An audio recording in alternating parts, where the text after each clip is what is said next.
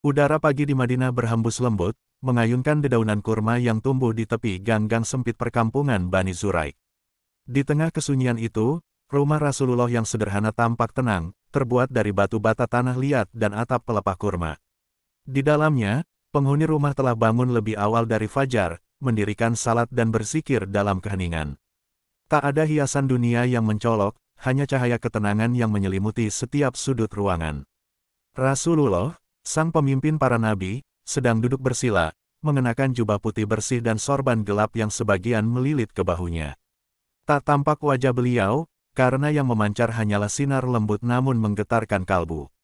Suara beliau merdu dan tenang saat membaca ayat-ayat Al-Quran yang turun dari langit, menembus ruang hati umat manusia hingga akhir zaman. Di sisi beliau, para sahabat mulai berkumpul, Ali bin Abi Thalib, Zaid bin Haritsah, dan beberapa orang Ansar lainnya. Beberapa hari terakhir, tubuh Rasulullah sering terasa lelah. Beliau tetap menyampaikan wahyu dan memimpin salat, namun terkadang merasa seolah melakukan sesuatu yang tidak beliau lakukan, dan melupakan sesuatu yang sebenarnya tidak terjadi. Hal ini bukan seperti lupa biasa, melainkan seperti kabut tipis yang menyelimuti kesadaran beliau sesekali. Para sahabat mulai khawatir, namun tak ingin menyimpulkan tanpa kepastian. Aisyah, istri yang paling dicintai oleh Rasulullah, memperhatikan perubahan itu dengan teliti. Ia mengatur makanan, mengatur waktu istirahat beliau, dan mengawasi tanda-tanda di luar kebiasaan. Namun tetap saja, beliau terlihat seperti orang yang dipengaruhi sesuatu yang tak kasat mata. Tak ada demam, tak ada luka, tetapi ada yang tak biasa. Perasaan ini menghantui Aisyah, namun ia menyimpannya dalam diam. Di sudut kota Madinah, tanpa sepengetahuan umat Islam, sebuah persekongkolan kelam mulai digerakkan. Labid bin Al-Asam, seorang Yahudi dari Bani Zuraik yang dikenal ahli sihir, tengah menyusun rencana jahat bersama beberapa pendukungnya. Mereka tidak hanya membenci dakwah Rasulullah, tapi juga takut pada pengaruh Islam yang kian meluas di Jazirah Arab. Dan mereka memilih cara yang paling pengecut, sihir tersembunyi, menyusup ke dalam tubuh sang pembawa cahaya tanpa pertempuran. Labid bin Al-Asam bukan penyihir biasa. Ia belajar dari para tukang sihir Yahudi Khaybar, tempat yang dulu dipenuhi para pendeta yang membenci kebenaran. Ia tahu bahwa sihir tidak bisa melawan wahyu, tapi jika dilakukan dengan detail dan niat jahat, bisa mempengaruhi jasad manusia, meski tidak bisa menyentuh ruh suci Rasulullah. Maka, ia memilih alat yang paling tak disangka, sisir dan rambut Rasulullah yang ia peroleh dengan tipu daya melalui seorang budak perempuan. Labid menyimpan rambut tersebut di dalam gumpalan lilitan benang yang diikatkan di pelepah kurma kering. Di tengah malam, ia membaca mantra-mantra gelap yang mengandung kebencian, berharap bisa menjerat Rasulullah dalam gangguan gaib. Pelepah itu kemudian ia sembunyikan di dasar sumur tua milik Bani Zuraik yang dikenal sebagai Sumur Zarwan. Sumur ini telah lama ditinggalkan, gelap, dan dalam, menjadi tempat sempurna bagi perbuatan terkutuk itu. Hari-hari berlalu, dan Nabi mulai menunjukkan gejala aneh. Beliau tetap menjalankan kewajiban kenabian, namun terkadang merasakan sesuatu yang tidak nyata, seolah-olah beliau mandi padahal belum, atau melakukan sesuatu yang ternyata belum terjadi. Ini bukan wahyu yang salah, bukan pula kegilaan, tapi gangguan jin yang diikat melalui sihir hitam yang dilancarkan dengan niat jahat dan metode licik. Meski para sahabat tak tahu pasti apa yang sedang terjadi, Allah SWT tidak membiarkan kekasihnya larut dalam pengaruh itu. Pada suatu malam, ketika Rasulullah tertidur, datanglah dua malaikat dalam rupa manusia. Aisyah menyaksikan dengan penuh haru dan takjub, melihat cahaya turun perlahan dan mendekati Rasulullah. Salah satu malaikat duduk di sisi kepala beliau, dan satu lagi di sisi kaki. Dialog agung pun terjadi dalam dimensi yang tak terlihat oleh manusia biasa. Malaikat yang satu bertanya kepada yang lain, apa yang terjadi pada beliau. Malaikat lain menjawab, beliau terkena sihir. Siapa yang menyihirnya? Labid bin Al-Asam. Dengan apa? Dengan sisir dan rambut beliau. Di mana diletakkan? Di Sumur Zarwan, di bawah batu besar dalam pelepah kurma. Keesokan paginya, Rasulullah terbangun dengan wajah bercahaya terang, namun sorot matanya penuh ketegasan. Beliau segera memanggil para sahabat terpercaya dan menceritakan mimpi itu, yang sejatinya adalah wahyu Allah SWT melalui perantaraan dua malaikat. Tidak ada rasa takut dalam diri beliau, hanya kepastian bahwa musuh kebenaran telah mencoba sesuatu yang sangat keji, namun mereka akan dipermalukan oleh cahaya ilahi.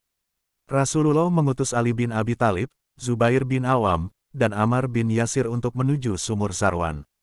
Ketiganya segera berangkat tanpa keraguan. Sumur itu memang tua dan dalam, ditinggalkan oleh penduduk karena airnya sudah keruh dan tak layak pakai. Setelah mencari di dasar sumur, mereka menemukan batu besar yang disebut dalam mimpi Nabi.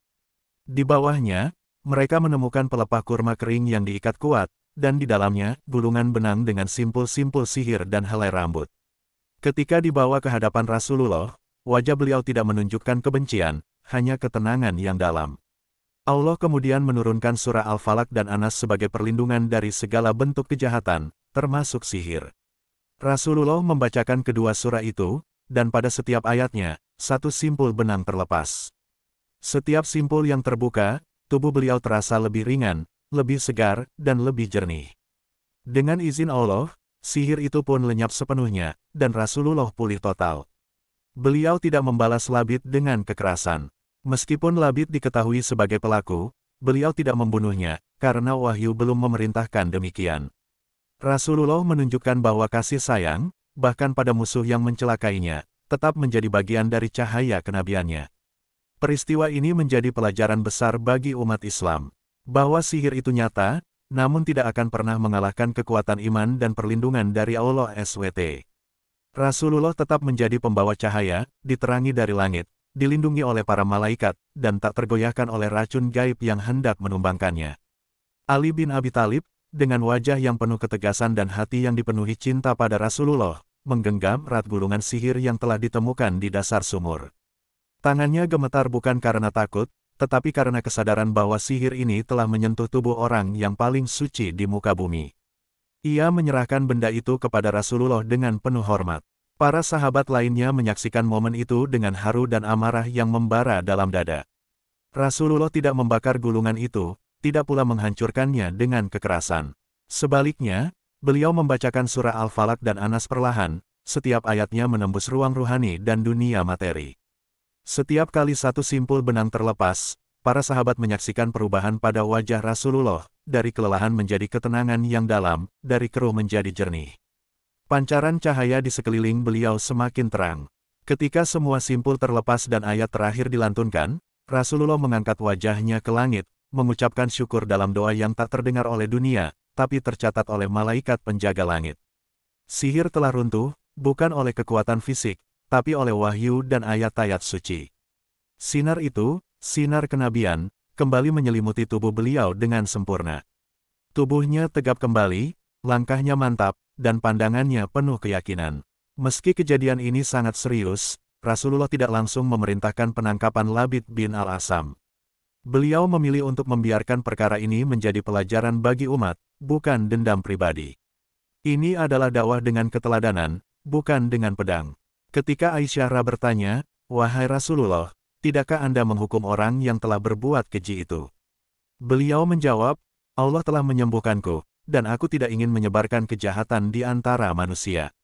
Sikap beliau membuat para sahabat terdiam. Mereka tahu, kekuatan terbesar bukan pada balasan, tetapi pada kemampuan untuk menahan diri.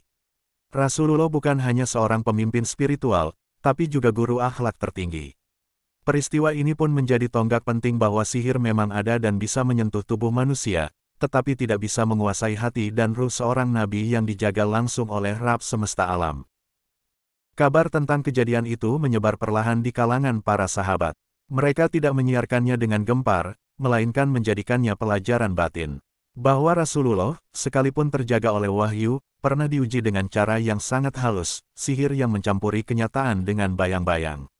Dan mereka memahami, bukan untuk meragukan kenabian, tetapi untuk menguatkan keyakinan bahwa ujian datang bahkan kepada manusia paling suci.